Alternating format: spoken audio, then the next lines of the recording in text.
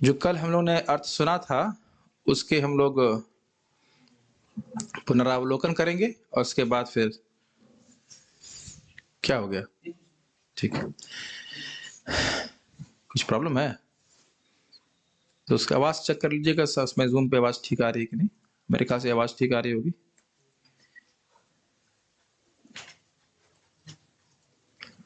Just second. Yes, let's start.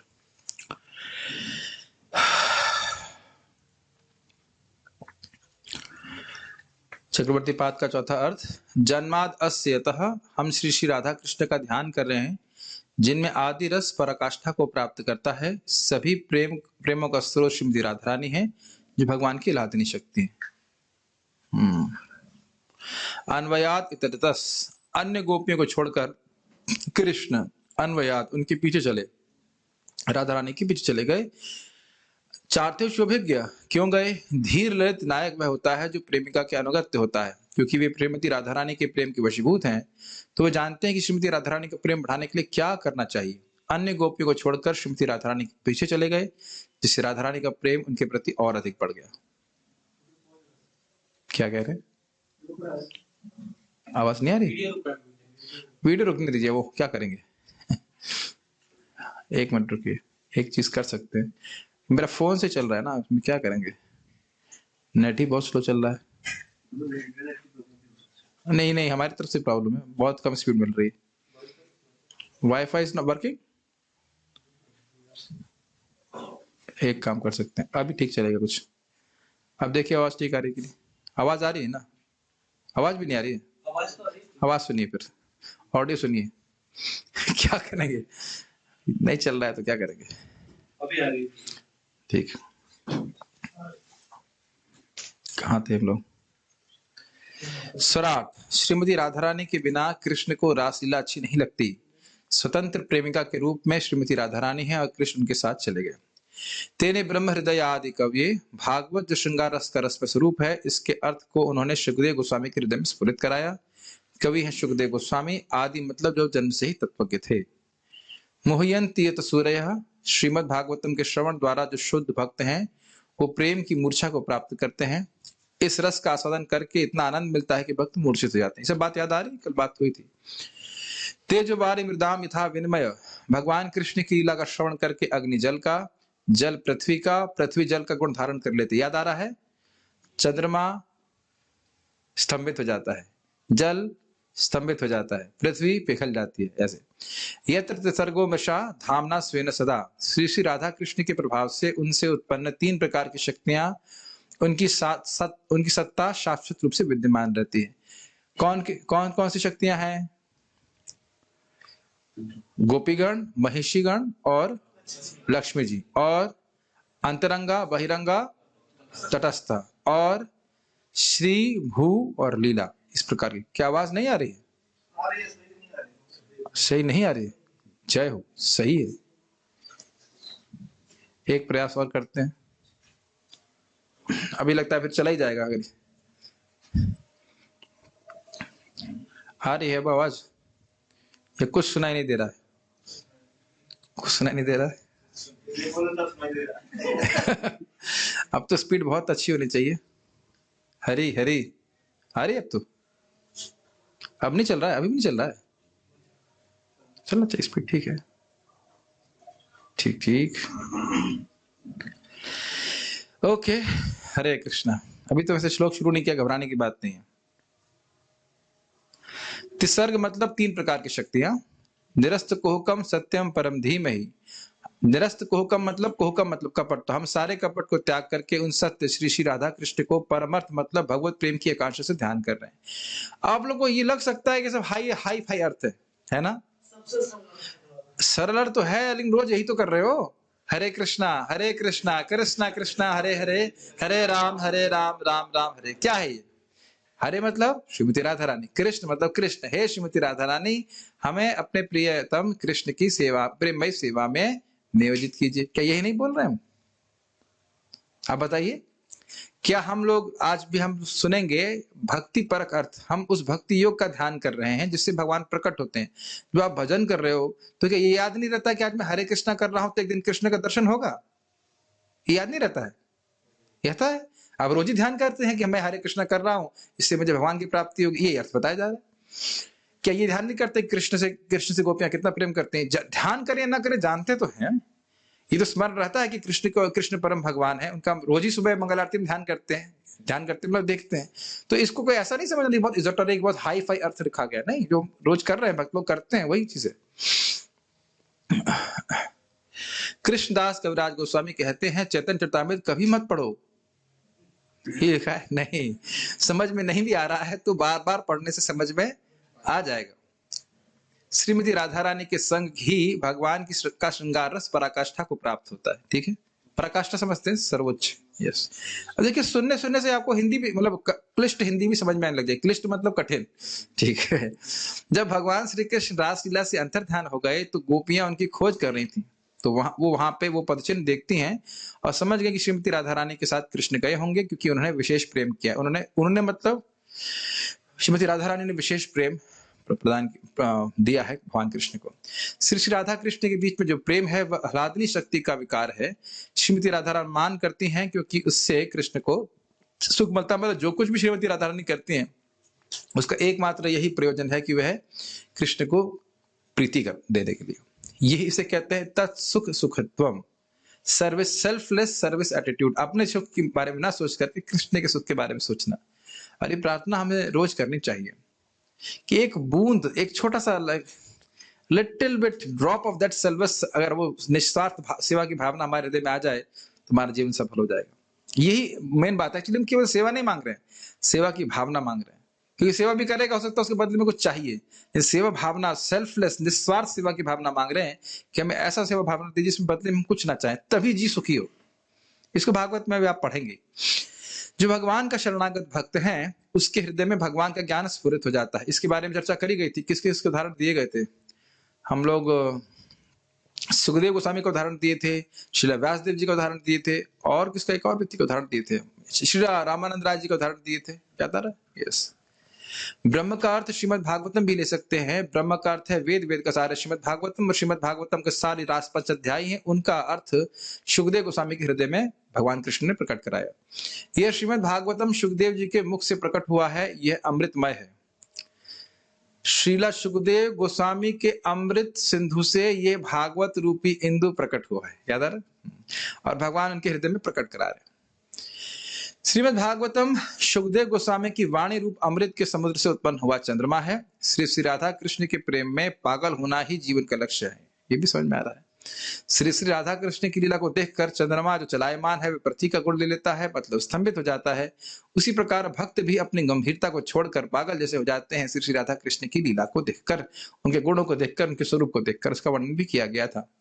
हे श्रीमती राधा रानी, आप साक्षात प्रेम स्वरूपा हो, आप भगवान की प्रिया हो, उनकी अंतरंग शक्ति हो, हमें उनकी प्रेममयी सेवा में नियोजित कीजिए। ये प्रार्थना भक्त करता है। अब हम लोग आज का श्लोक देखते हैं। श्लोक मतलब आज का अर्थ देखते हैं। मेरे संग बोलिए, ओम नमो भगवते वासुदेवाय जन्मादस्य यतोऽन्वयादितरतश्चार्थेष्वभिज्ञः सराट् तेने ब्रह्म हृदयादिकवये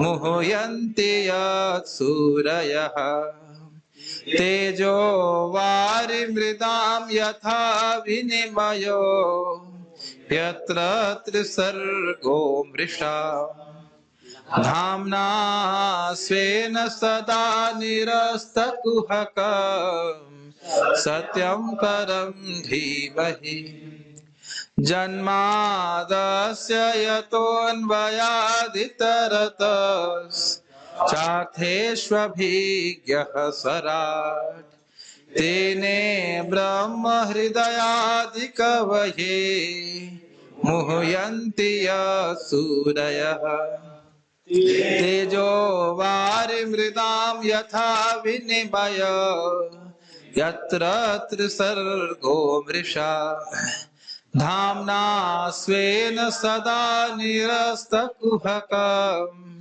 सत्यं परं धीमहि।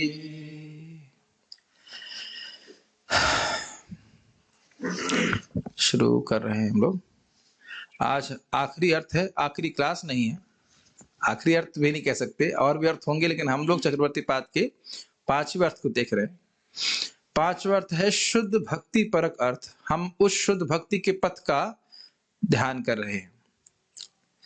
जन्मादि अस्य यतः, जिस भक्ति योग से भगवान का प्राकट्य होता है। जन्म आद्यस्य यतः, यतः मतलब जिससे, जन्म मतलब जन्म, आद्यस्य मतलब कृष्णस्य जो सभी के आदि हैं, गोविंदम आदि पुरुषम, वहीं से ले लेना चाहिए। आदि मतलब अहम आदि से मध्यम च, भगवान गीता में बोलते मैं ही आदि हूं, मैं मध्य हूं, अंत भी मैं ही हूं। तो आद्यस्य मतलब कृष्णस्य, कृष्ण के। जिस भक्ति योग से भगवान कृष्ण का जन्म होता है, ये क्या मतलब है? मतलब ये है कि अन्य योग पद्धतियों से ब्रह्म और परमात्मा के रूप में भगवान परमेश्वर का अनुभूति होती है, और वह आंशिक होती है। ये जानते हैं आप, भगवान कृष्ण के शरीर से निकलने वाले दिव्य तेज को ब्रह्म ज्योति कहा जाता है। उसका अनुभव ज्ञान मार्ग से होता है, जिसमें कुछ कुछ भक्ति मिश्रित हो तब। और ऐसे ही योग पद्धति के द्वारा, ध्यान योग के द्वारा परमात्मा का अनुभव होता है। गीता में पढ़े हैं कि नहीं पढ़े हैं सब? ऐसे सब लोग देख रहे हैं जैसे लग रहा है मैं कहीं आउट ऑफ द सिलेबस बात कर रहा हूं। लेकिन परमात्मा का अनुभव ध्यान योगी का होता है, लेकिन उसमें भी भक्ति का अंश होना चाहिए। लेकिन भगवान के रूप में जिनके अचिंत्य गुण स्वरूप हैं, वह भक्त के हृदय में स्फुरित होते हैं जब व्यक्ति भगवान की भक्ति करता है। भगवान ने भगवद गीता में स्वयं बोला है, भक्त्या माम अभिजानाति यावन यश्चास्मि तत्वतः, जैसा मैं तत्व में हूं व्यक्ति भक्ति के द्वारा जानता है। कैसी भक्ति? प्रेमा भक्ति। और वो प्रेमा भक्ति कैसे प्राप्त होगी? साधना भक्ति के द्वारा, भक्ति के द्वारा। तो भक्ति करके जो बढ़ी हुई भक्ति है, प्रेमा भक्ति, उसके द्वारा भगवान भक्त के हृदय में स्फुरित होते हैं। अमरनाथ प्रभु, you understand the meaning of स्फुरित? स्फुरित का मतलब होता है रिवील्ड। प्रेमांजन छुरित भक्ति विलोचनेन संतः सदैव हृदयेषु विलोकयन्ति यमशाम सुंदर मचिंत गुण स्वरूपम गोविंदम आदि पुरुषम तमहम भजामि। जिसकी आंखों में प्रेम का अंजन है, वह कृष्ण को, गोविंद को सदा ही हृदय में दिखता है। कैसे गोविंद? यम श्याम सुंदरम अचिंत गुण स्वरूपम, उन श्याम सुंदर के को देखता है जिनके अचिंत गुण स्वरूप है, भौतिक बुद्धि से समझ नहीं सकते, दिव्य गुण है। तो उस रूप में, भगवान के रूप में, अद्भुत ऐश्वर्यमय माधुर्यमय रूप में भगवान कृष्ण भक्त के हृदय में कब प्रकट होते हैं? जब वह भक्ति करता है। तो क्या कह रहे हैं? जिस भक्ति योग से भगवान भक्त के हृदय में प्रकट होते हैं, आदि भगवान कृष्ण, उस भक्ति योग के पथ का हम ध्यान कर रहे हैं। मतलब जन्मा अभी ध्यान करने वाली बात नहीं है, खाली जिस भक्ति योग के पथ से भगवान कृष्ण भगवान के रूप में अवतरित प्रकट होते हैं भक्त के हृदय में।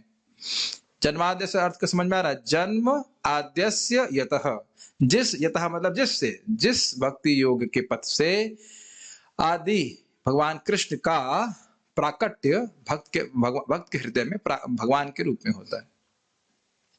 ये पहली लाइन समझ में आ रही? अन्वयाद इतरतश्च, जिसकी सहायता से, अन्वय उससे अलग अन्य योग पद्धतियों के द्वारा ब्रह्म और परमात्मा का अनुभव होता है। जैसे आप देख सकते हैं, अन्वय का अर्थ हम लोगों ने श्रीधर स्वामी की टीका में लिया था कि भगवान इस जगत में कारण रूप में प्रवेश कर रहे हैं, सब जगह व्याप्त हैं।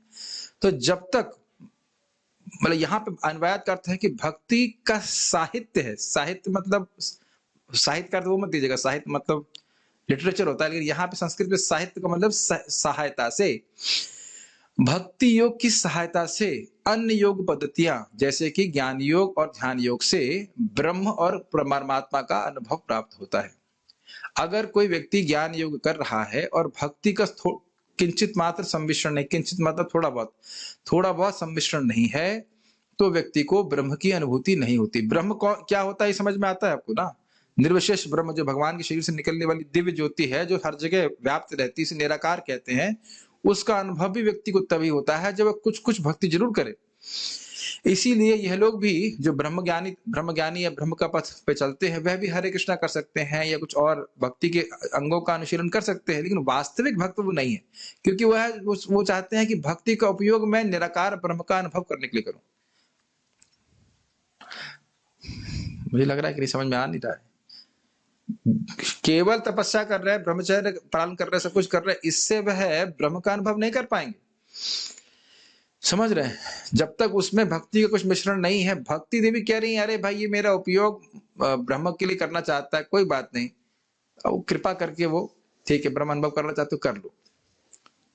लेकिन भक्ति हम लोग जो है ब्रह्मानुभूति के लिए नहीं कर रहे हैं, भगवत अनुभूति के लिए कर रहे हैं। उसी प्रकार से ध्यान योगी अगर भक्तियों का समावेशन नहीं करता है तो उसे भगवान की अनुभूति परमात्मा के रूप में अपने हृदय में नहीं होती। कौन सी भाषा बोल रहा हूं मैं? इतना तो समझ आ रहा है। इतना कठिन है ये ज्ञान की मतलब क्या मतलब? जैसे मुझे लग रहा था कि जब मैं बोलूंगा तो ये प्रश्न आ जाएगा कि ज्ञान योगी मतलब क्या। ठीक है, देखिए हम लोग ज्ञान योगी की बहुत चर्चा, इसलिए मैं व्यक्तिगत हम नहीं कहना चाहिए, मैं नहीं कर सकता हूं क्योंकि उस पथ पे जाना नहीं है, तो वहां पे कौन से स्टेशन आते हैं हम पूछते ही नहीं है।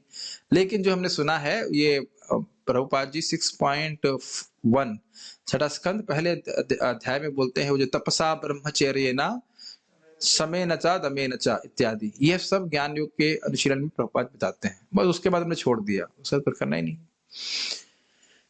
त्यागे ना सत्य शौचाभ्याम इत्यादि, उसके द्वारा हृदय शुद्ध होता है, अविद्या निवृत्त होता है। अब क्या डिटेल करते हैं उसके बारे में जानने से क्या होगा? जैसे मैं पूछूं आपसे यहाँ से बठिंडा कितना दूर है, बताइए, माइक लेके बताएंगे। जहां उधर बठिंडा जाना ही नहीं तो पूछने के क्या मतलब है? कि मैं आपके प्रश्न को गलत नहीं ठहरा रहा हूं, लेकिन व्यक्तिगत हमने कभी इस पर रिसर्च करी नहीं ज्यादा। लेकिन वह ये रहता है कि वैराग्य का अनुशीलन करना, इंद्रियों को निग्रहित करना, निग्रहित मतलब कंट्रोल करना, भोगों से दूर रखना, ये सब ज्ञान योग के अनुशीलन में आता है। और वेदांत का अध्ययन करना, ये सब ज्ञान योग के अनुशीलन में आता है। डिटेल्स तो मुझे नहीं पता है, तो इसलिए हम क्या बताएंगे। भाई भक्तियों का तो समझ में आ रहा है, श्रवणम कीर्तन विष्णु स्मरण इत्यादि, और इसी को समझना है तो इसी में हम अपनी मति लगाते हैं। उधर कभी मैंने रिसर्च नहीं किया, बस इतना है कि वैराग्य का अनुशीलन करते हैं, घर छोड़ दो, संन्यास ले लो इत्यादि इत्यादि। Are you satisfied? ये पूछा जैसे भगवत गीता रीड करते हैं, सुनते हैं, और भागवतम, तो ये भी ज्ञान हुआ? भगवत गीता पढ़ते हैं, भागवतम पढ़ते हैं, तो ये भी ज्ञान हुआ। यस, ये अच्छा प्रश्न है, ये और अच्छा प्रश्न है। ज्ञान मतलब जिससे कि गे वस्तु को जाना जाए। भक्तयामा भी जाना थी, भक्ति के द्वारा मुझको जाना जाता है, इस कारण से भक्ति ही सर्वश्रेष्ठ ज्ञान है। समझ में ये बात यहाँ पे अभी आ जाएगी टीका में। याद आ रहा है, हमने नवे अध्याय में पढ़ा था। हाँ, ज्ञान विज्ञान सहितम यद ज्ञात्वा मोक्ष से अशुभात, ये कहाँ था? नवे में था ना, सातवें में? नवे में था, यस। इदम ते ज्ञानम आश्रित्य मम साधर्म आगतः, तो ज्ञान यहाँ पे जो अर्थ है वो भक्ति है। लेकिन ये मतलब वहां बहुत असली ज्ञान है वो भक्ति ही है, भक्ति ही ज्ञान स्वरूपा है। वो बातें भी टीका में भी आ जाएंगी। लेकिन भक्ति छोड़कर कुछ लोग ज्ञान का अनुशीलन कर रहे हैं कि भाई जगत सत्य है, असत्य है, तो ब्रह्म क्या है, ब्रह्म ये नहीं है, ब्रह्म वो नहीं है, इस प्रकार के जो अनुशीलन करते हैं, मानसिक प्रभाव से कहते हैं मेंटल स्पेकुलेशन करते हैं, तो उससे कुछ कुछ उनको अनुभूति हो सकती है। लेकिन ब्रह्मानुभूति वो तभी होगी जब कुछ भक्ति जरूर उसमें समावेशित करते हैं। समावेशित मतलब मिलाते हैं, ये बात है। तो ये आपने प्रश्न बड़ा अच्छा किया, क्या भक्ति ज्ञान है? भक्ति में अपने आप ज्ञान है। वासुदेव भगवती भक्ति योग प्रयोजितः जनयति आशु वैराग्यम ज्ञानम चयद हेतुकम। भक्ति कर रहा है तो वैराग्य अपने आप जगत से आ जाता है और भगवान का ज्ञान भी हो जाता है। तो भक्ति के द्वारा हम भगवान को जानना चाहते हैं कि नहीं? भक्ति के द्वारा भगवान को जानना चाहते हैं, ये समझ में नहीं आ रहा है? आ रहा है। और जिस वस्तु से किसी वस्तु को जाना जाए, गे वस्तु को जाना जाए, उसे ज्ञान कहते हैं। तो भक्ति ही सर्वोच्च शुद्धमय ज्ञान, शुद्ध ज्ञान है। लेकिन यहाँ जैसे ध्रुव महाराज भक्ति कर रहे थे और 5 साल के बच्चा भगवान को पूरा समझ गया, और तो कुछ नहीं किया, भगवान का नाम जपा। लेकिन पॉइंट क्या है कि ये शुष्क ज्ञान नहीं है। शुष्क मतलब इसमें भगवान नहीं है। भगवान रस है कि नहीं, ये तो बोला गया था, रसो वैसा। भगवान को गायब कर दिया तो कौन सा ज्ञान है? वो शुष्क सूखा ज्ञान है। सूखा ज्ञान का मतलब जिसमें भगवान नहीं है।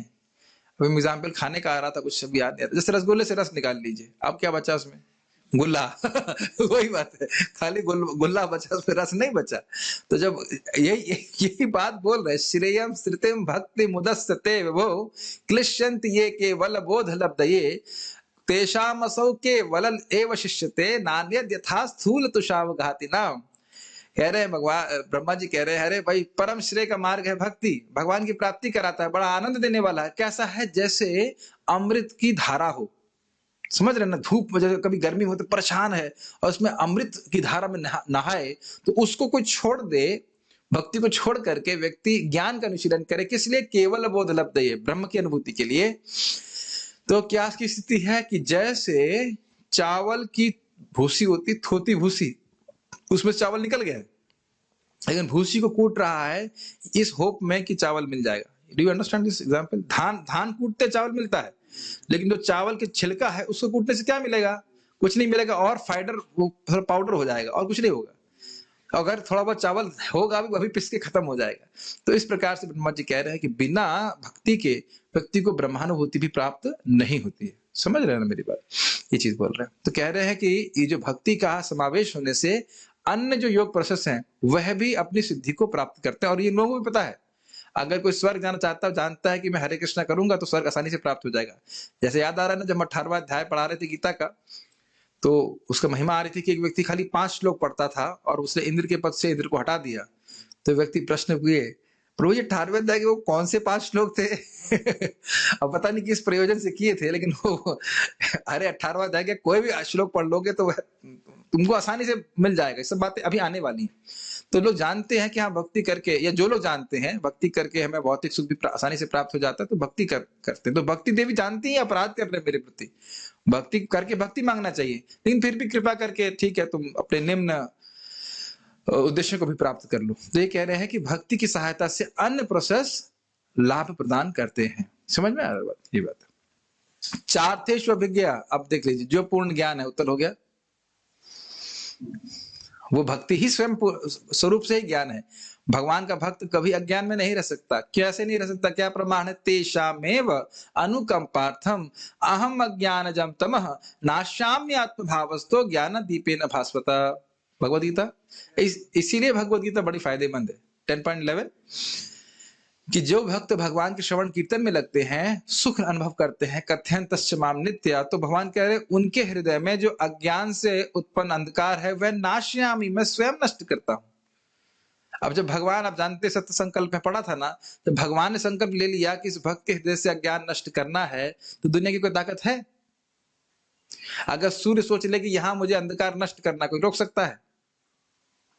आप बताइए, हम कल रोक लेंगे कि 6 बजे 6:30 बजे अगर सूर्य उगने लग जाए कि नहीं रोको रोको, सब लोग मिल के रोको भाई कि सूर्य नहीं उगेगा, ऐसा हो सकता है? ऐसा तो नहीं हो सकता ना। तो इस हाँ ये हो सकता है कि अपना दरवाजा बंद करके सो जाओ, लेकिन सूर्य के प्रकाश को तो नहीं रोक सकते ना। स्पेशली उल्लू की रहता है, उन लोगों को दिक्कत ही होती है कि जैसे सूर्य उगेगा उनको दिखना बंद हो जाता है। तो यही बात आचार्यगण बोलते हैं कि आपकी महिमा सब लिखी गई है, लेकिन जिसके पास भक्ति नहीं होती, भगवान को नहीं समझ पाता, सामने रहने पे भी समझ नहीं पाता, शास्त्र होने पे भी नहीं समझ पाता। तो खैर हम बात कर रहे थे कि जो अर्थेषु अभिज्ञा, मतलब जो भक्ति का जो पथ है वो पूर्ण ज्ञान है, भगवान का पूरा ज्ञान देने वाला है और स्वयं ज्ञान है। सराट जो अन्य योग पद्धतियों पर आश्रित नहीं है, यानी ज्ञान हमने सीखा भी, ज्ञान योग और अष्टांग योग ये भक्ति पे आश्रित है, लेकिन भक्ति इस पे आश्रित नहीं। ये समझ में आया? यस।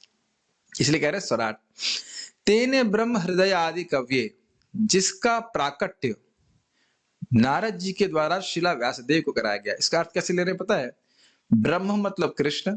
प्रभु जी ब्रह्म के कितने अर्थ हैं? बहुत सारे अर्थ हैं। ब्रह्म हृदय मतलब जिनके हृदय कृष्ण हैं। समझ में आया?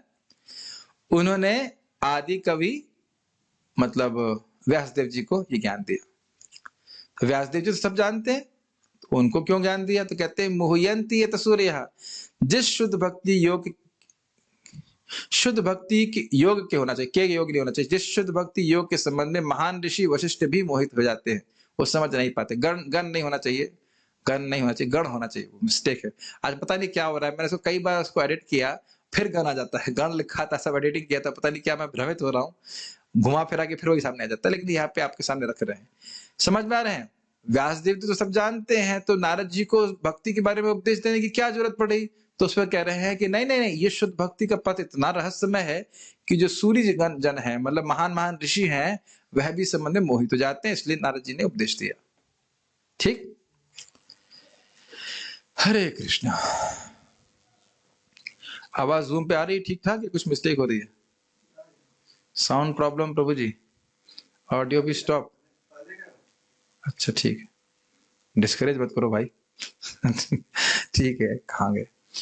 तेजो वारि मृदाम यथा विनिमयो यत्र सर्गो मृषा। बहुत सुंदर है। जो तीनों गुणों से मिश्रित नहीं होता है, इसको मैं अभी नहीं, इतना अर्थ ले लीजिए यहाँ पे, इसको हम जब टीका आएगी तब सुनाएंगे। बहुत सुंदर है, इस पे तो काफी समझाना पड़ेगा कि ऐसा लगता है कि ये जो भक्ति है यह भी गुणों के अंदर की जा रही है, लेकिन भक्ति हमेशा गुणों के परे है। माम च यो व्यभिचारेण भक्ति योगे न सेवते सह गुणान समतीत्यतान ब्रह्म भूयाय कल्पते। जो मेरी अव्यभिचारी भक्ति करता है वह गुणों से मुक्त हो जाता है। ये भगवत गीता में हमने सुना था। अब आप समझ पा रहे हो कि क्यों भगवत गीता समझना जरूरी है। भगवत गीता समझ लेते हैं तो एक एक श्लोक भागवतम का हमें अच्छे से समझ में आता है। तो नहीं भी समझ में आ रहा है तो समझने का प्रयास कीजिए, रिकॉर्डिंग्स हैं, आप सुन सकते हैं, पढ़ सकते हैं। धामना स्वेन सदा निरस्त हुकम, जो अपने परम आनंद प्रदान करने के गुण के द्वारा, अर्थात स्वेन धामना, अपने प्रभाव से अपने प्रतिद्वंदियों को निरस्त करता रहता है। सदा निरस्त कुहुकम, कुहुकम मतलब हो गया जो तो तार्किक है, कहते हैं इससे क्या होता है, भक्ति से क्या होगा, ये लोग तो भावुक है। जैसे आपको याद हो महाप्रभु, हाँ यही एकदम पकड़ लिया बात, प्रकाशानंद सरस्वती कहते हैं ये क्या चैतन्य चैतन्य जो है ये भावुक की तरह नाच रहा है, क्या कर रहा है। लेकिन महाप्रभु जरा ध्यान नहीं दे रहे थे, तो अपनी भक्ति के सुख में निमग्न थे। तो जो भक्ति का सुख अनुभव कर रहा है उसे कितना भी उधर के लोग बोले तुम तो पागल हो गए, ये तो आदमी बेवकूफ है, तो बाबा बाबा लोगों ने पागल बना दिया, जीवन हम खराब कर रहे हो, क्या ऐसी बातें सुनने को आ रहा है या नहीं आया आपको? आपको आया अब तक? ये अपने बात नहीं करी ना घर में। अभी घर में बात करेंगे तो अभी बोलेंगे पागल हो गए, ये कर दिए वो कर रहे, 3:30 बजे उठ रहे हो। एक बार महाराज बता रहे थे, अमेरिका में कहीं गए थे, तो कोई तो बोला उनको कि आप इस्कॉन से हैं, तिलक देखा होगा, तो कहते हैं हाँ मैं इस्कॉन से हूँ। अच्छा, उसी संस्था से जहाँ पे बहुत लोग नहाते हैं। उसको मतलब 2 बार 3 बार भक्त लोग नहाते हैं रोज, तो उसको लगा था ये लोग अजीब है। एक भक्त बता रहे थे कि यही दिसंबर का महीना था, लेकिन ये आप घर में मत करना। और भक्त लोग इतने उत्साहित थे स्नान करने के लिए कि वहां बर्फ थी, बर्फ को तोड़ करके उससे नहा करके जा रहे थे। तो लोग कहते हैं पागल है क्या ये लोग। इस प्रकार से, वो भी अमेरिका में, तो हम लोग कल्पना नहीं कर सकते कितना ठंडा होगा, लेकिन भक्त का इस प्रकार से उत्साह रहता है। तो खैर, भक्ति का सुख होने के कारण एक बार मुझको बोला आप लोगों को कुछ पैसा नहीं मिलता है? मैंने कहा नहीं। उसको विश्वास ही नहीं हुआ, क्या वाकई पैसा नहीं मिलता है आप लोगों को? बिल्कुल पैसा नहीं मिलता है ना, हम बस प्रसाद मिलता है और रहने के लिए अच्छी व्यवस्था है भगवान की कृपा से, और भगवान की भक्ति करते हैं। तो लोग आश्चर्यचकित हो जाते हैं। तो हम खाली ये कर रहे थे कि भक्त लोग भक्ति में सुखी हैं, तो वो जितने तार्किक गण है उसको ना, उनकी तर्क का कोई मतलब नहीं। इसको कई बार समझा चुका हूँ, रसगुल्ला मीठा है क्या तर्क करना। सत्यम परम धीमहि, हम उस परम कल्याण में त्रिगुणातीत भक्ति योग को नहीं होना चाहिए का ध्यान कर रहे हैं। ध्यान देना होगा कि भक्त सत्य है, भगवान सत्य हैं, शाश्वत हैं, और भक्ति का मार्ग भी शाश्वत है। श्रील प्रभुपाद जी कृष्ण बुक में समझाते हैं क्योंकि भगवान सत्य हैं, शाश्वत हैं, उनका सेवक शाश्वत है, इसलिए एक शाश्वत मार्ग ही भगवान की प्राप्ति करा सकता है। ऐसे समझिए कि जैसे आप यहाँ पे सुनते हैं कि ये मिसाइल 100 किलोमीटर तक मार करेगी, ये मिसाइल 600 किलोमीटर जाएगी, और ये मिसाइल पूरा सीधा अमेरिका तक मार करेगी। सुने होंगे ये सब बातें, रेंज। तो भक्ति के योग के अलावा किसी योग पद्धति की रेंज नहीं है कि भगवान तक पहुंचा दे। हवाई जहाज तो समझते ना, ये हवाई जहाज इतना दूर जाएगा, ये हवाई जहाज इतना दूर जाएगा, तो ये भक्ति योग का हवाई जहाज ही है जो आपको भगवान के पास लेके जाए, और कोई योग पद्धति भगवान के पास नहीं लेके जा सकती, क्योंकि ये शाश्वत प्रक्रिया है। ठीक है, अनुवाद। हम उस परम कल्याण में त्रिगुणातीत मतलब रजगुण तमोगुण सत्वगुण से परे भक्ति योग का ध्यान करें, जो परमेश्वर का प्राकट्य भगवान के रूप में कराता है, और जिसके द्वारा ब्रह्म और परमात्मा का अनुभव ज्ञान और योग के द्वारा होता है, जो परम ज्ञान है और अन्य किसी पद्धति से स्वतंत्र है, और जिसके संबंध में महान ऋषिगण भी मोहित हो जाते हैं, जो 3 गुणों से कभी भी मिश्रित नहीं होता, और जो अपने स्वरूप से ही साक्षात आनंद देने के कारण अपने विरुद्ध लोगों को निरस्त करने वाला है। यही देख लीजिए, एक ही नाम से अनंत जन्मों के पाप नष्ट हो जाते हैं। महाराज जी बता रहे थे कि इस संबंध में तो भक्तों को भी संदेह होता है भक्तों को भी संदेह होता है, हरे कृष्ण हरे बोले बस, कृष्ण बोले बस, यही इतना इतना मोहित करने वाला है।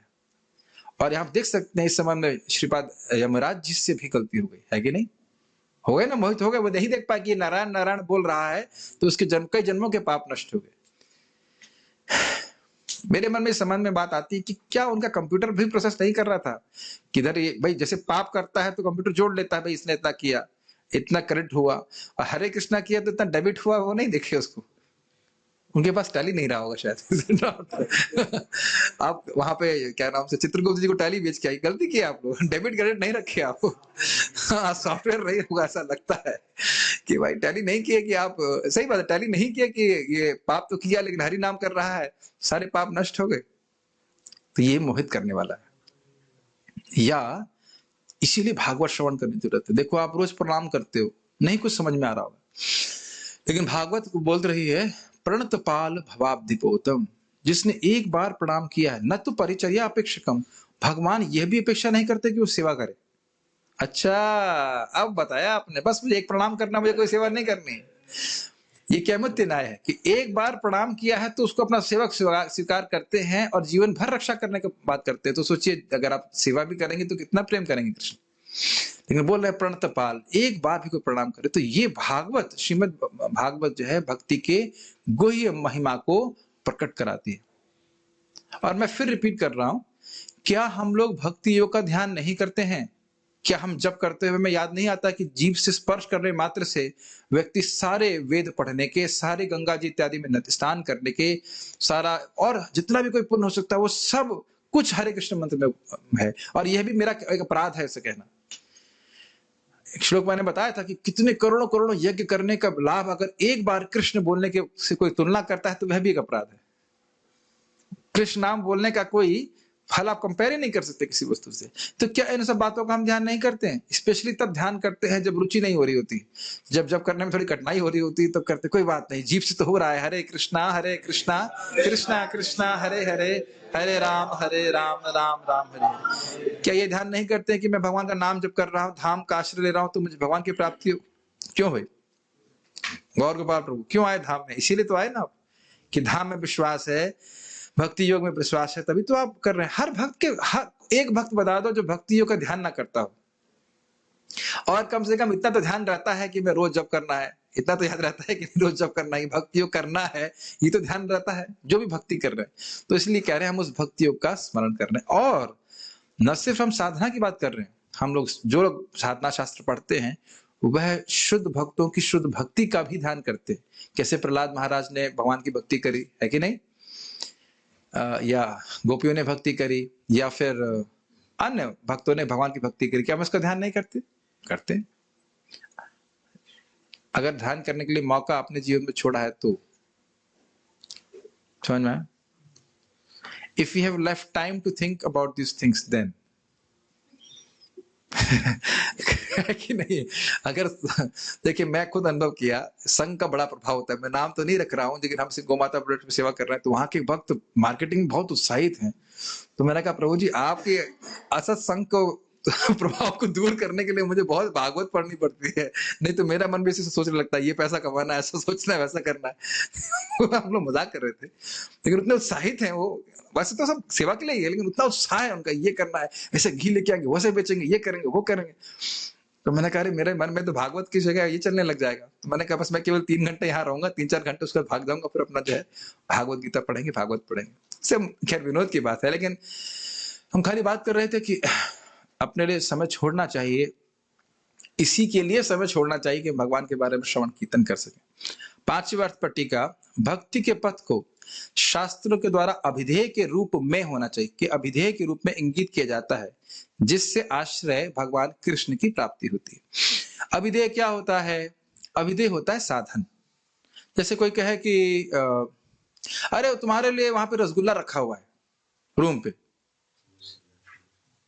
तो ये हो गया एक प्रकार से आपका संबंध बता रहे, आपके लिए वहां खजाना रखा हुआ है, कुछ सामान रखा हुआ है। नहीं, मैं अपना एग्जांपल नहीं देता हूँ, जो चैतन्य चरितामृत एग्जांपल है वो देता हूँ, तो अच्छा लगा मुझे। इसको कई बार लोग समझ नहीं पाते, तो हम मैं समझा देता हूँ। संबंध, अभिधेय और प्रयोजन, यही 3 विषय वेद में है, इसके अलावा चौथा विषय है नहीं। तो उसको उदाहरण दे रहे हैं कि एक सर्वज्ञ नाम का एस्ट्रोलॉजर, ज्योतिर्विद समझ ज्योतिषी था, और एक व्यक्ति बहुत गरीब था। तो उसने कहा कि तुम इतना गरीबी में क्यों परेशान हो रहे हो, तुम्हारे पिता ने तुम्हारे लिए बहुत बड़ा धन रखा है, उस स्थान पे जाओ, वहां तुमको धन प्राप्त हो जाएगा। ये हो गया संबंध ज्ञान। समझ में आया? हम लोगों को भी बताया गया ना कि हम कृष्ण के दास हैं, हम कृष्ण की शक्तियां हैं, हमें कृष्ण की सेवा करना चाहिए। ये सब ये आगे गलत हो गया। सेवा करना चाहिए तो अभिधेय आ जाएगा। कृष्ण हमारे स्वामी हैं, कृष्ण ये हैं, हम उनके दास हैं, ऐसे ऐसे करके ये सब संबंध ज्ञान होता है। ये जगत झूठा है, मतलब अशाश्वत है। तो इससे आपको फायदा हुआ कि नहीं? इससे बिल्कुल फायदा हुआ। इसका अर्थ यह नहीं कि भी भगवान हमको मिल गए, तो अब वो खजाना कैसे मिलेगा उसका वर्णन जो होता है वह होता है अभिधेय। उसमें बताते हैं कि भाई देखो, तुम वहां जाना, और उसके बाद अगर तुम उत्तर दिशा में खोदोगे तो एक भूत बैठा हुआ है, वो तुम्हें खा जाएगा। वो जिन्न या भूत क्या है? योग सिद्धि का मार्ग। अच्छा, अगर तुम दक्षिण में खोदोगे तो वो है वहां पे बरैया बैठी हुई है। बरैया है कर्म मार्ग, जैसे बरैया एक दूसरे को काटती है, ऐसे जो कर्म मार्ग में लगता है तो वो एक दूसरे से द्वेष करते हैं, ये आगे क्यों बढ़ रहा है, इसकी टांग खींचो, उसे काटो, कंपटीशन। और अगर तुम कौन सी दिशा में बच गई? पश्चिम, दक्षिण हो गई, और कौन सी? नॉर्थ। नॉर्थ नहीं, नॉर्थ हो गई, नॉर्थ और पश्चिम हो गया। दक्षिण नहीं, दक्षिण हुआ, उत्तर और दक्षिण हो गया। पश्चिम में खोदोगे तो एक सांप बैठा हुआ है, तो वह कैसा सांप है?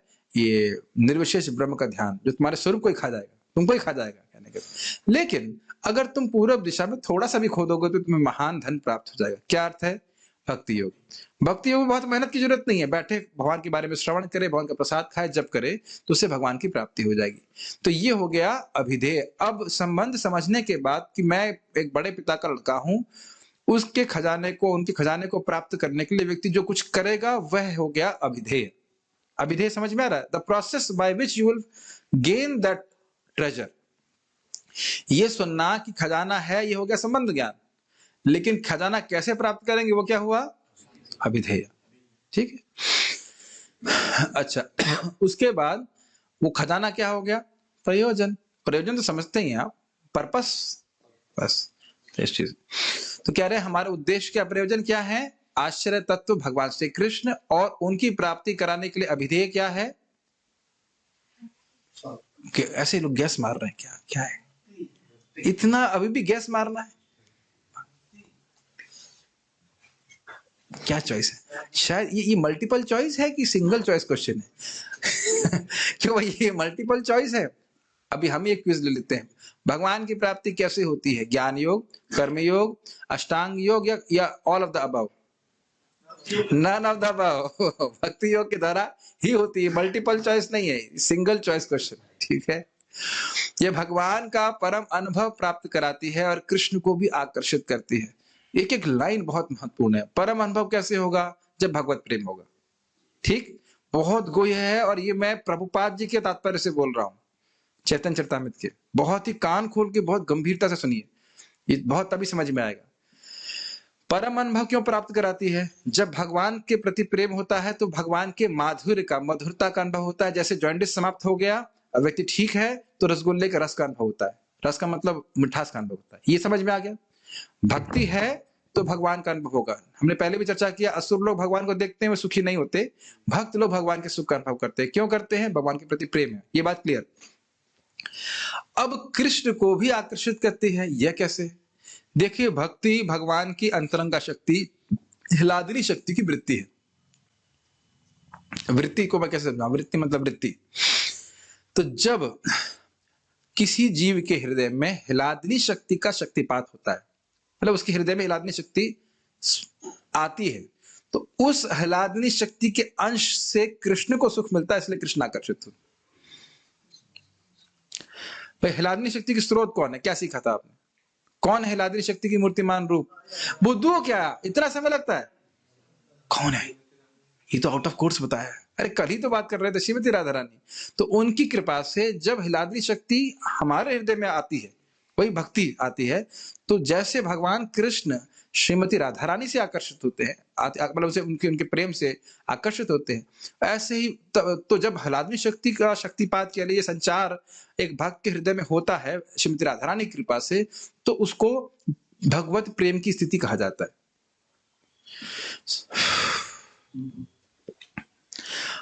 तो उस भगवत प्रेम से कृष्ण आकर्षित होते हैं। इसीलिए भक्ति का गुण है, प्रेम भक्ति भाव भक्ति गुण है, श्री कृष्ण आकर्षणी सच, श्री कृष्ण को ये आकर्षित करने वाली है।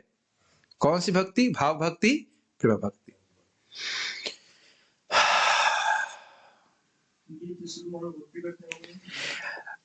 एक प्रश्न बन जाएगा कि हम शुरुआत में जो भक्ति करते हैं वह श्री कृष्ण को आकर्षण करने वाली नहीं है।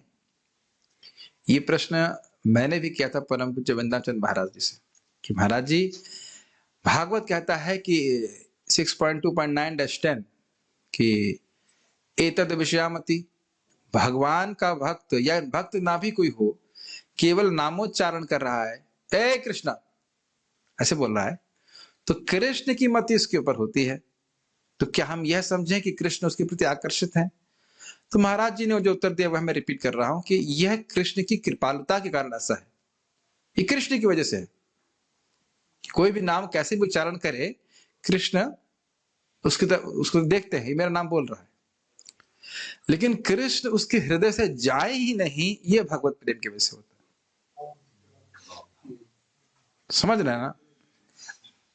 आप श्रीमद् भागवतम के अगले श्लोक में देखने वाले हो कि भागवतम को श्रवण करने की इच्छा से, सुना नहीं है, अभी ध्यान देना, एक एक बात को पकड़िए, सुना नहीं है, सुनने की इच्छा मात्र से भगवान कृष्ण हृदय में ग्रसित हो जाते हैं। तो आप कहेंगे हमारे भी क्यों नहीं हुए हैं? तभी तो भागवत सुनने की इच्छा बार बार हो रही है, लेकिन अभी पूरी तरह से ग्रसित नहीं हुए। स्वाभाविक सी बात है। जैसे मैंने आपको बताया था ना, आपने श्लोका देखा था 5वें स्कंद के 5वें अध्याय में, what is the shloka number?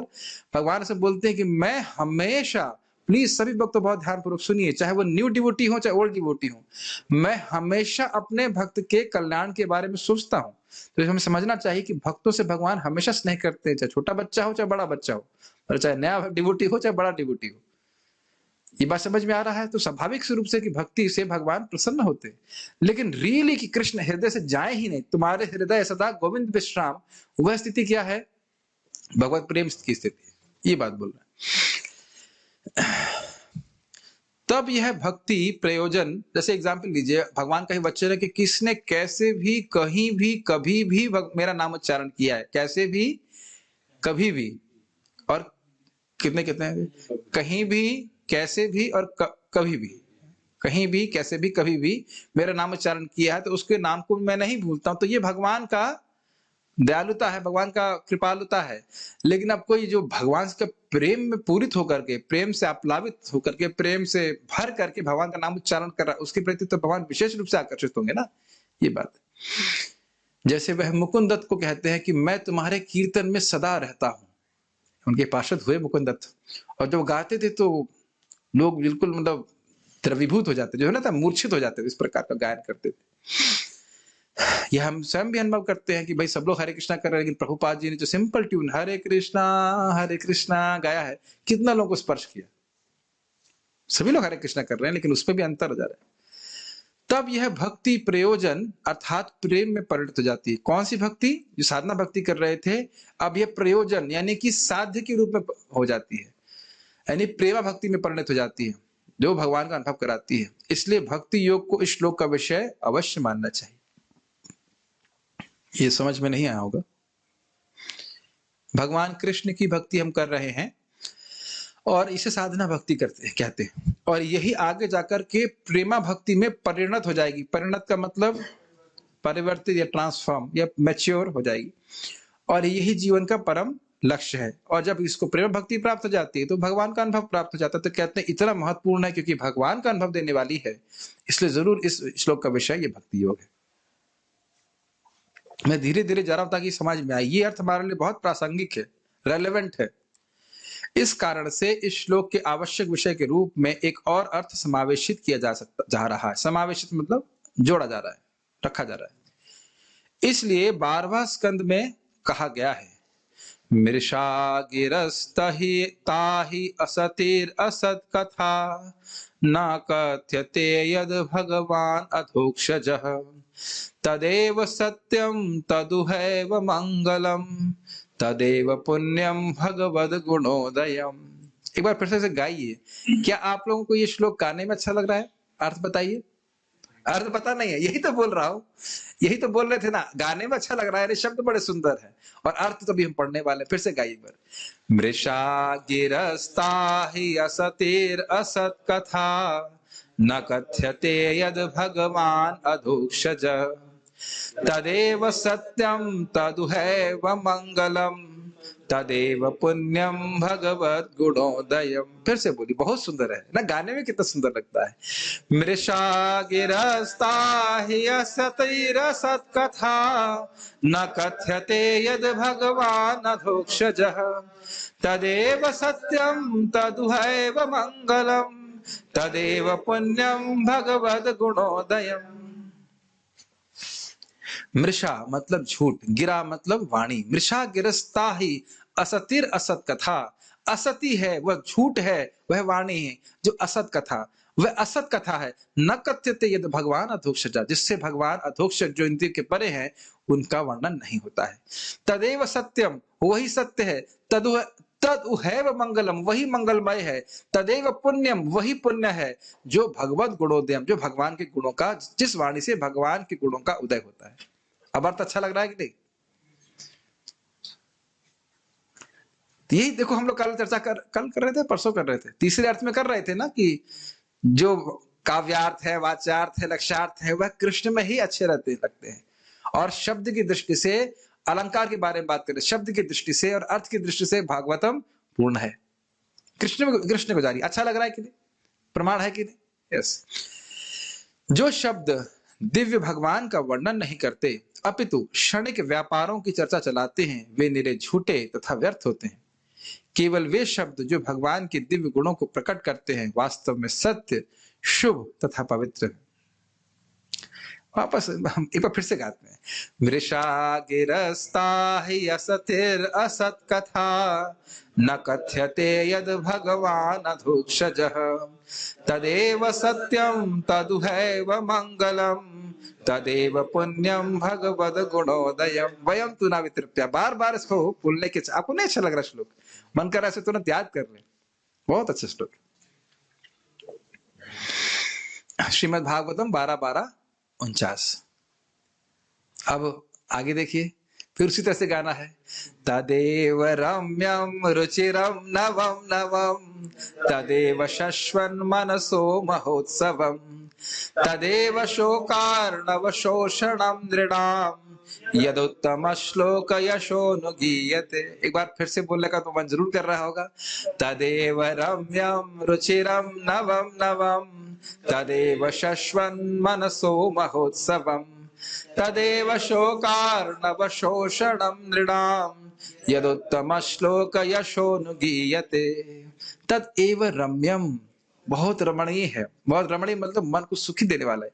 रुचिरम नवम नवम, वह नए नए रुचि देने वाला है, रुचिकर होता है।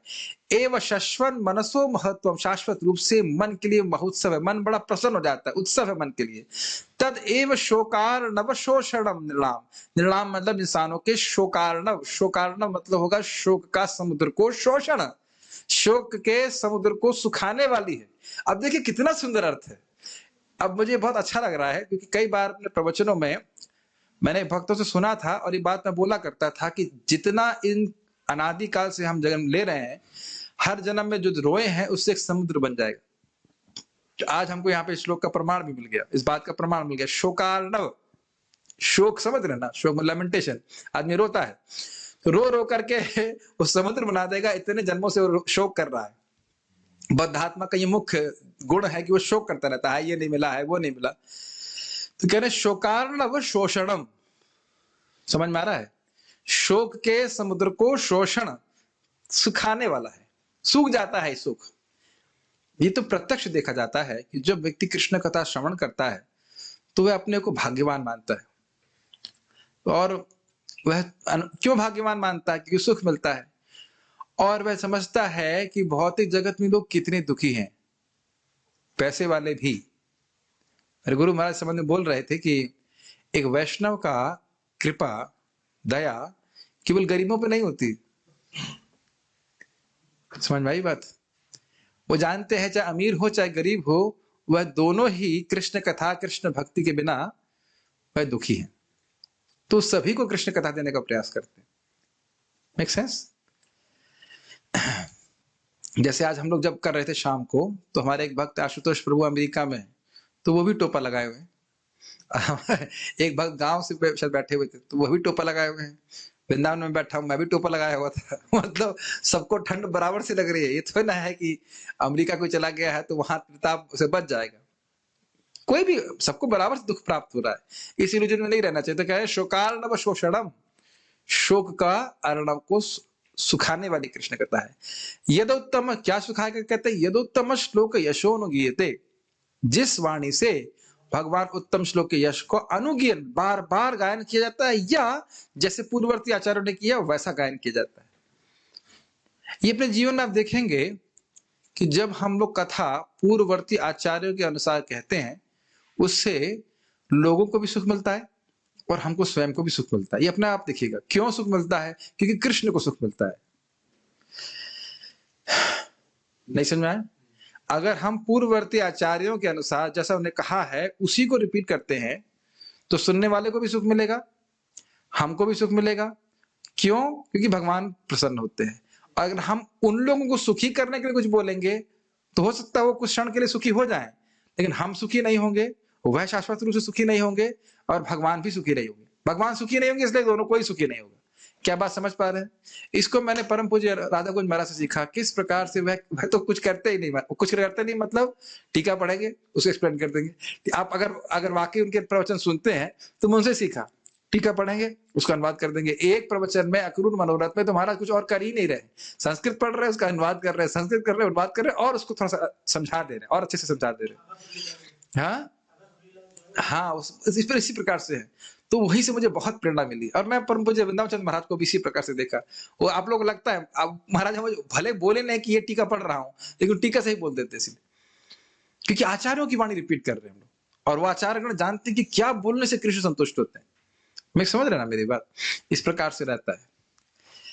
सर्व प्रसिद्ध भगवान के यश का वर्णन करने वाले वे शब्द आकर्षक, आस्वाद्य, मतलब उसका रस अनुभव किया जाए, तथा सदैव नवीन रहते हैं। निसंदेह ऐसे शब्द मन के लिए शाश्वत उत्सव हैं, और वे कष्ट के सागर को सुखाने वाले हैं। श्रीमद् भागवत 12-12-50।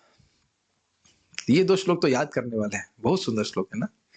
और इन श्लोकों को पता है, आप गाइए तो आनंद मिलेगा, और जब आप उस पर विचार करेंगे तो और आनंद मिलेगा। उस पर विचार करते जाएंगे, अच्छा अब आनंद मिलता ही जाता है। इसमें आनंद, इसमें रस कभी समाप्त नहीं होता है। भक्ति को इस श्लोक का विषय लेते हुए परम यानी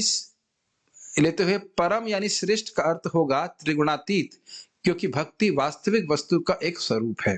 तो कह रहे हैं कि परम का अर्थ है भक्ति जो निर्गुण भक्ति है, त्रिगुणातीत भक्ति है। रजगुण तमगुण से परे जो भक्ति है वह अर्थ लेना चाहिए। परम मतलब वह निर्गुण भक्ति, शुद्ध भक्ति, उत्तम भक्ति, अव्यभिचारी भक्ति, ये सब अर्थ लेना चाहिए। शुद्ध भक्ति समझ रहे हैं, अन्याभिलाषता शून्य वाली श्लोक के अनुसार। तथा अच्छा, एक और इंटरेस्टिंग बात है कि भक्ति वास्तविक वस्तु का एक रूप है। वास्तविक वस्तु कौन है? भगवान कृष्ण। तो उन्हीं की अंतरंगा शक्ति की वृत्ति है। वृत्ति को कैसे समझाऊं, मुझे नहीं समझ आ रहा है। कुछ शब्द को ऐसे ही लेना होता है। जैसे अविद्या माया शक्ति का बहिरंगा शक्ति की वृत्ति है।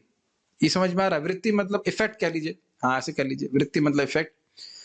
तो भक्ति किसकी वृत्ति है? भगवान की अंतरंग शक्ति की। क्योंकि माया शक्ति की वृत्ति जो अविद्या है वो दुख देने वाली है, लेकिन अंतरंग शक्ति की वृत्ति है अर्थात ये सुख देने वाली है। इसीलिए भगवान क्या कहते हैं? सुसुखम कर्तुम अव्ययम। भक्ति जो है सुख प्रदान करने वाली। नहीं तो हम क्यों करते होते बताओ? व्यवहार कह रहे हैं, प्रकृति व्यवहार, ठीक है, ये वृत्ति का अर्थ है। तो भगवान की भक्ति भगवान से अभिन्न है, ये समझना होगा। तथा सत्यम का अर्थ होगा सत, अर्थात भक्तों का हित करने वाली परम कल्याण गुणमय भक्ति योग का हम ध्यान करते हैं। समझ में आ रहा है? परम सत्य में यहाँ पे सत्यम परम धीमहि शब्द था ना, कौन सी लाइन में था विजय प्रभु? Last line.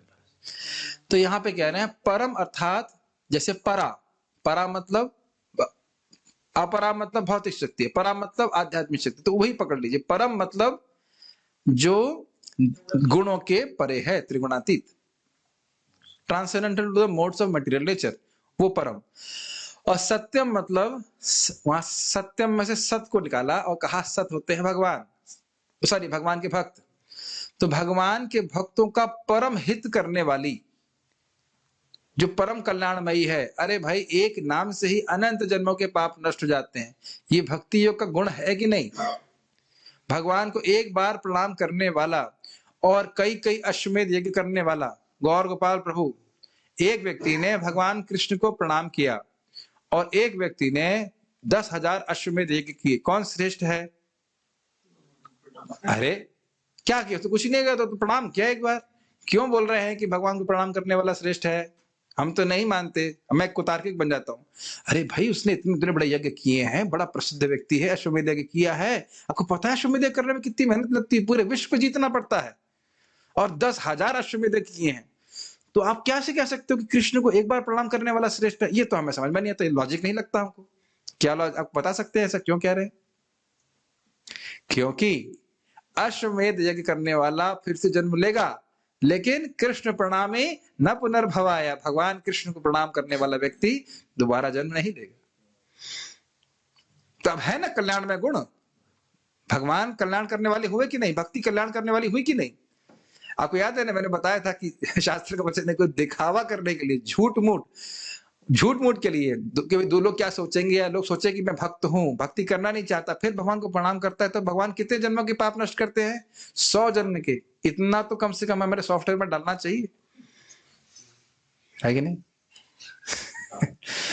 नहीं, ये मैं खुद मेरे मन में, हर किसी के मन में रहता है, अरे भाई बिल्कुल मन नहीं लग रहा जप में, बिल्कुल नहीं लग रहा, फिर भी याद रखना चाहिए, अरे भाई जीव स्पर्श, जिह्वा स्पर्श आचंडाले चकब को धारे, चंडाल पर्यंत, चंडाल मतलब कुत्ता खाने वाले को भी अगर जीव से हरे कृष्णा कृष्णा कृष्णा हरे हरे, हरे राम राम राम हरे हरे, अगर वह बोलता है, ज्यादा बोल दिया, एक महामंत्र तो बहुत हो गया, हरे बोल दिया, तो उसका भी वह उसको कर्म बंधन से मुक्त करने वाली भक्ति कल्याण में है कि नहीं?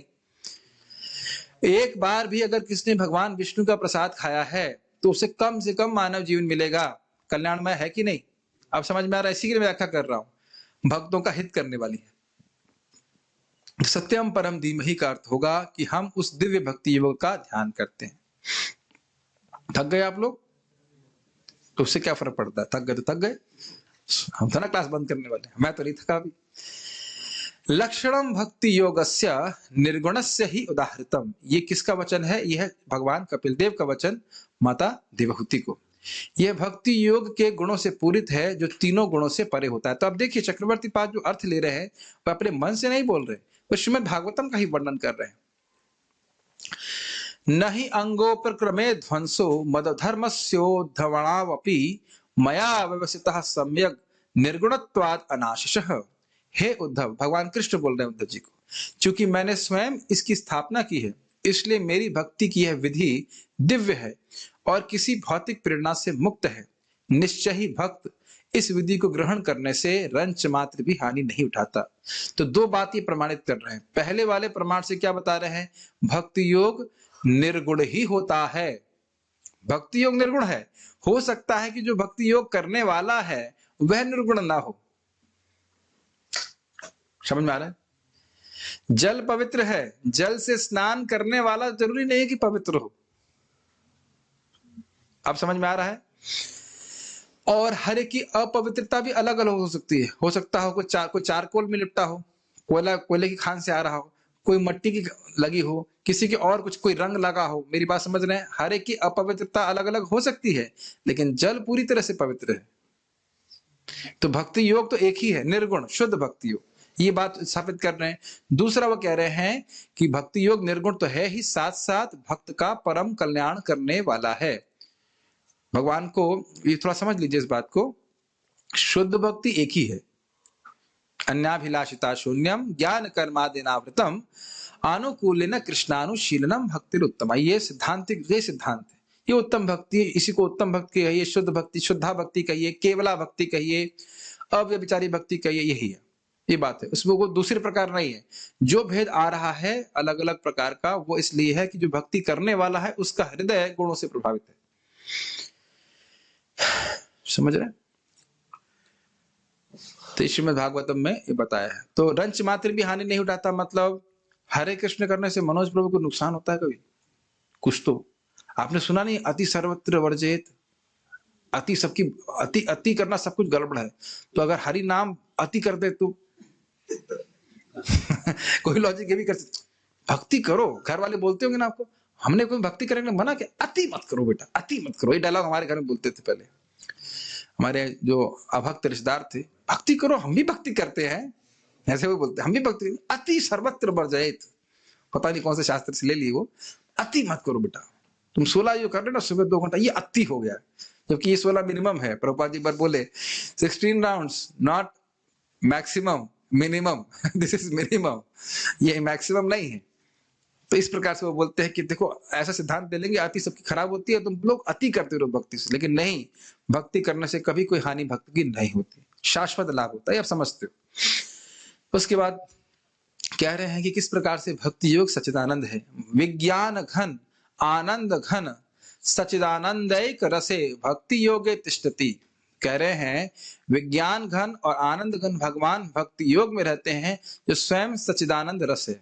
ये एडिटेड, इसको ठीक किया जाना चाहिए था, इसलिए येलो में है। सच के बाद आधा चा भी होना चाहिए, सच्चिदानंद। जैसे अभी देख बच्ची ने प्रणाम किया, इसे पता है प्रणाम का क्या फायदा होता है? बेटा आपको पता है प्रणाम करने से क्या फायदा होता है? नहीं पता है, लेकिन प्रणाम करने का फायदा नहीं होगा। वैष्णवों को, भक्तों को, भगवान को प्रणाम करने का फायदा नहीं होगा। तो ना पता हो तब फायदा है, और जानबूझ के करेंगे तो कितना होगा? दंडवत प्रणाम किया वहां पे। हाँ, तो आप समझ रहे हैं इस प्रकार से जो व्यक्ति भगवान की भक्ति कर रहा है, ये क्यों श्लोक कोट कर रहे हैं? जो व्यक्ति भगवान की भक्ति कर रहा है, भगवान की भक्ति ही अपने आप में सच्चिदानंदमय है, और भगवान उसमें रहते हैं। मतलब भाई जैसे कोई व्यक्ति अभी यहाँ पे आए 7 से 8:30 में, तो कहे कि भाई शुभ कृष्ण दास जी 7 से 8:30 में क्लासरूम में रहते हैं, इसका मतलब क्लासरूम में जाओगे तो तुमको वहां नहीं मिलेंगे, यही मतलब है ना? वही मिलेंगे, समझ गए ना?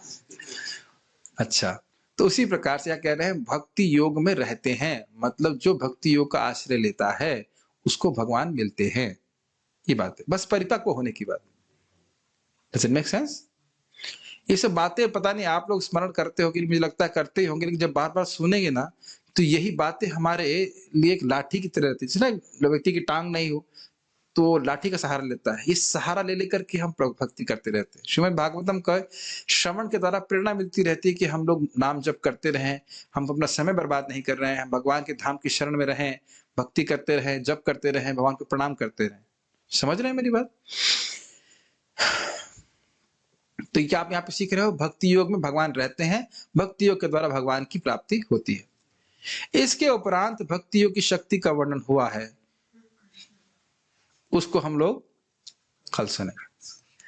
अभी देख लेते हैं किसी का प्रश्न है कुछ, तो इसको हम आराम आराम से थोड़ा पढ़ाएंगे। ये बहुत अच्छा विषय है, भक्ति योग का विषय हम सभी के लिए बहुत प्रासंगिक है। हाँ, कह रहे हैं भक्त लोग बोल रहे हैं कि भक्ति योग में कुछ नहीं है।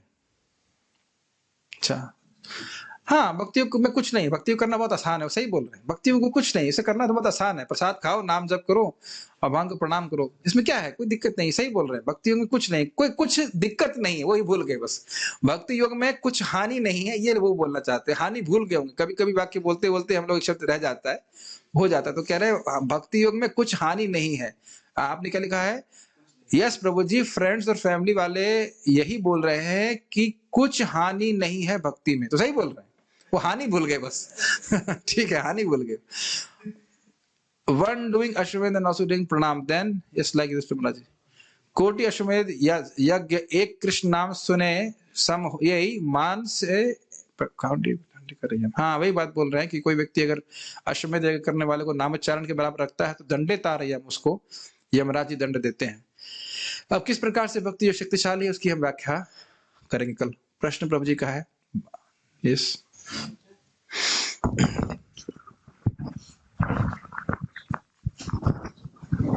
प्रभु जी मुझे जैसे एक वैसे बड़े हंसी आ रही थी कि एक माता जी बाद में मैसेज कर रही थी कुमार को, प्रभु जी की क्लास तो लिखी 7 से 9 बजे तक, मैंने 8:45 पे ज्वाइन किया, क्लास नहीं हो रही।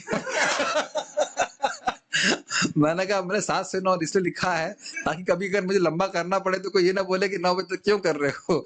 लेकिन मैं क्लास पहले कर देता हूं, लोग खुश रहते। 7 से 9 की क्लास 1.5 घंटे में हो गई, वाह बच गए।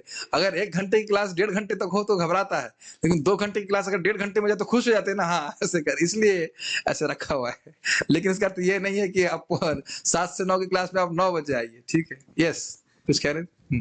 जैसे आप बोल रहे थे प्रभु जी की भक्ति गुणों से नहीं होती है, गुणों से परे होती है। हाँ, तो ऐसा क्यों होता है? कभी कभी रजगुण के थ्रू हम लोग भक्ति करते हैं, सत्वगुण के। उसकी व्याख्या के लिए कल आएंगे ही आप, उसकी व्याख्या होगी आगे। अभी लंबे समय में काफी व्याख्या होने वाली है कि अधिष्ठान के भेद के कारण हमारा हृदय अधिष्ठान जो हमारा हृदय है उसके अनुसार व्यक्ति रजगुणी तमगुणी सत्वगुणी हो सकता है, उस अनुसार भक्ति करता है तो उसका प्रभाव होता है। उसकी व्याख्या मैं करूंगा, इसीलिए रुक जा रहा हूँ क्योंकि बहुत धीरे धीरे सब बातें समझानी होंगी, फिर तीसरे करते फिर सब बातें डिटेल में आएंगी, ठीक है। ओके, तो हम पारायण करेंगे अभी।